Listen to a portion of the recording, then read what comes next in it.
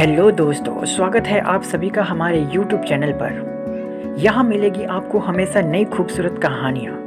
अगर आपको ये कहानी पसंद आती है तो मेरे प्यारे दोस्त वीडियो को लाइक करके हमारे चैनल को सब्सक्राइब जरूर कर लीजिए और अपने प्यारे दोस्तों को ये वीडियो शेयर जरूर करें। धन्यवाद।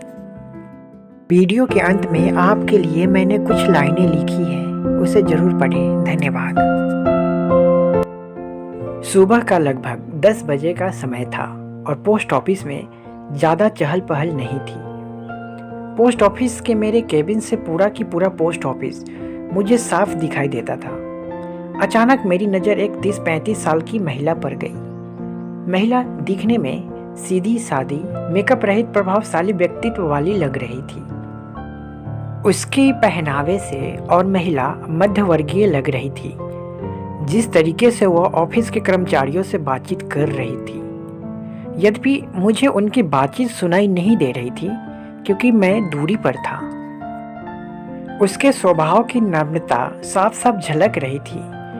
कुछ देर बाद मैंने देखा तो वो बेचैन सी एक बेंच पर बैठी थी। ऐसा लग रहा था शायद उसे किसी का इंतजार था। इतने में पोस्ट ऑफिस की एक एजेंट उसके सामने आई।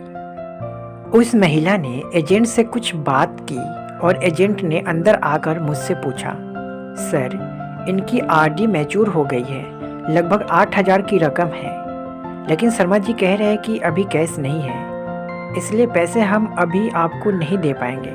11 बजे बैंक खुलने पर ही पेमेंट हो सकता है। सर, मैंने पार्टी को बताया था कि मैं उनका पेमेंट जल्द ही करवा दूंगी। उसे पैसे जल्दी ना मिलने के कारण बहुत दुखी है। क्या कहीं से कैश का बंदोबस्त हो सकता है? हालांकि इतनी रकम तो पोस्ट ऑफिस में रहती है, लेकिन पहले दिन बैंक की छुट्टी होने से आज कैश नहीं थी। कुछ देर बाद मैंने शर्मा जी को बुलाकर उनसे बात की, लेकिन फिर से उन्होंने कैश उपलब्ध न होने की बात ही दोहरा दी। एजेंट से उस महिला को 11:30 बजे तक का इंतजार करने को कहकर मैं अपने काम में व्यस्त हो गया, क्योंकि अगर बैंक खुलता है तो बैंक खुलने के बाद कैश लाने में भी कम से कम आधी घंटा तो लगेगा ही। थोड़ी देर बाद मैंने देखा कि एजेंट तो जा चुकी है और वो महिला अभी भी बड़ी बेसब्री से बेंच पर बैठकर कैश लाने वाले लड़के का इंतजार कर रही है। 11:35 को वो महिला लगभग रुआसी होकर मेरे केबिन में आकर कहने लगी, सर, मेरी बुजुर्ग सास जो कि 85 साल की है, वो घर पर अकेली है। उनके खाने का समय हो रहा है। मुझे उन्हें समय पर खाना खिलाना है। कैश आने में और कितना समय लगेगा आप बता दीजिए। अब लड़का आता ही होगा, मैंने यह उत्तर दिया। महिला को देखकर सहज ही अनुमान लगाया जा सकता था कि उसके लिए एक एक मिनट कितना महत्वपूर्ण है। मैंने अपने जीवन में किसी बहू को सास को वक्त पर खाना खिलाने के लिए इतना व्यग्र होते पहली बार देखा था। मेरा काम करने में मन ही नहीं लग रहा था। पूरा ध्यान उस महिला पर ही केंद्रित था। उसकी बेचैनी मुझसे देखी नहीं जा रही थी। सच बताओ, यदि उस वक्त मेरे पास पैसे होते तो मैं खुद उसे अपने पैसे देकर वक्त पर रवाना कर देता और बैंक से कैश आने पर मैं अपने पैसे ले लेता। लेकिन हाय री किस्मत, मेरे पास भी इतने पैसे नहीं थे। मैंने उसे बुलाकर कहा, आप यहाँ पर हस्ताक्षर कर दीजिए ताकि कैश आने पर आपका उतना वक्त भी बचे। उसने जल्दी से हस्ताक्षर कर दिए और फिर बेंच पर जाकर बैठ गई। 11:45 हो गई, लेकिन लड़का नहीं आया। अब उस महिला का धैर्य जवाब देने लगा था।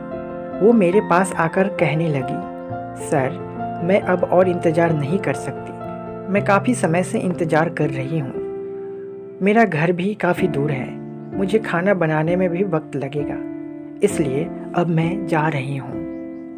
मैं कल आकर कैश ले जाऊँगी। मैंने कहा, देखिए, आपने फॉर्म पर हस्ताक्षर कर दिए हैं, इसका मतलब है कि आपको कैश मिल गई है, अतः कैश तो आपको अभी ही ले जानी होगी।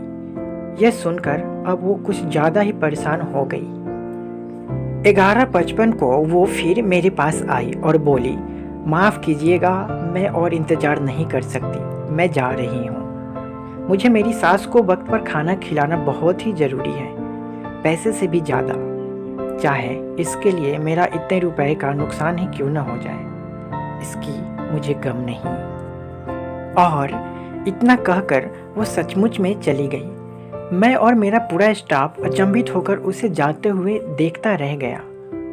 मेरी पोस्ट मास्टर की नौकरी में यह पहला केस था जिसमें ग्राहक को पैसे से ज़्यादा अपनी सास को खाना खिलाने की पड़ी थी।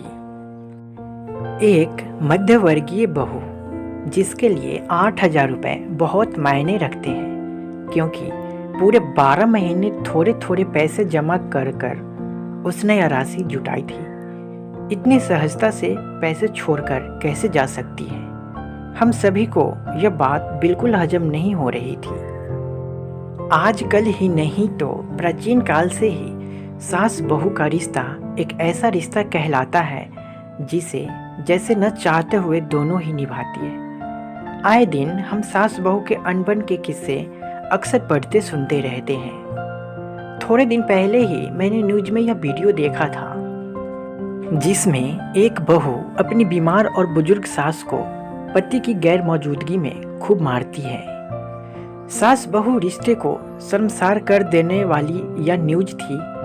ऐसे में मुझे अपने कानों पर, अपनी आंखों पर विश्वास ही नहीं हो रहा था कि ऐसी भी कोई बहू हो सकती है जो सिर्फ सास को वक्त पर खाना खिलाने के लिए अपनी इतनी रकम छोड़कर चली जाएगी। मैं यह सब सोच ही रहा था कि उतने में वह महिला और गैस लाने वाला लड़का दोनों ने एक साथ प्रवेश किया। हुआ ये कि जैसे ही वो महिला बाहर गई वैसे ही उसे लड़का आते हुए रास्ते में दिख गया। हमने जल्दी से उसे कैश देकर रवाना किया।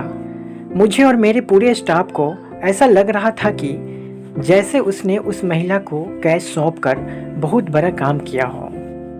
अभी भी जब भी वो घटना याद आती है तब आंखों देखी घटना होने के बावजूद भी विश्वास कर पाना कठिन होता है कि क्या ऐसे भी कोई बहू हो सकती है।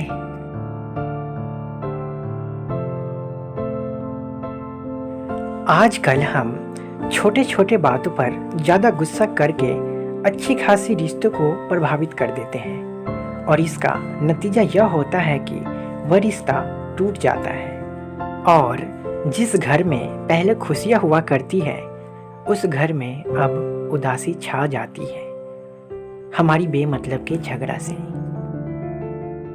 झगड़ा करने से हमें कभी कुछ नहीं मिलता है, यहाँ तक कि हमें नुकसान ही उठानी पड़ती है। हमें उस खुशियों की लालच नहीं करनी चाहिए जो खुशियाँ दूसरे को दुख पहुंचाकर मिलती हो। ईश्वर ने हमें एक ही जीवन दिया है, इसलिए हमें कभी ऐसा नहीं करनी चाहिए जिसके कारण दूसरे को दुख पहुंचे और जिसके कारण किसी रिश्ते में दरार आ जाए, चाहे वो रिश्ता सास बहू की हो या कुछ और। हमेशा हमें अच्छे रिश्ते को बहुत प्यार से निभाना चाहिए जिससे हमारे जीवन और उसके जीवन की खुशियाँ बनी रहे हमेशा। धन्यवाद।